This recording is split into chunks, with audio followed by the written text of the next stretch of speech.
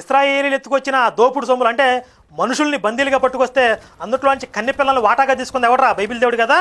మా ఊరో లేకపోతే పెద్ద పులిగా చెబుతా అన్నాడంట. అట్లాగే బైబిల్ గురించి తెలియని వాళ్ళ దగ్గరికి వెళ్ళి ఊదుకోరండి ఈ బాకాలో.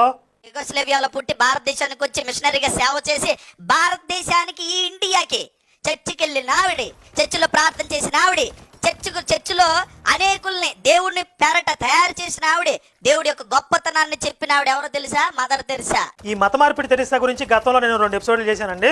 అందులో ఈ మత మార్పిడి తెరిసా ఆశ్రమాల్లో ఏ విధంగా చిన్నపిల్లలను అమ్ముకునేవారు, అలా విదేశాలకి అమ్ముకోబడినటువంటి ఒక అనాథ ఒక కుర్రాడు మళ్ళీ తిరిగి వచ్చి తన వాళ్ళ కోసం వెతుక్కోవటం, తన యొక్క జీవిత ఇతివృత్తానంతని తెలియజేయటం అదంతా రికార్డెడ్గా ఉంది. అలాగే చావు బ్రతుకుల మధ్య కొట్టుమిట్టాడుతున్న వాళ్ళని బ్లాక్మెయిల్ చేసి ఏ విధంగా మత మార్పిడి చేసింది, ఎన్ని కోట్లాది రూపాయలని ఈ దేశం నుంచి సేవ పేరుతో వాటికన్ సిటీకి తరలించేది. మత మార్పిడి మిషనరీలు ఈమె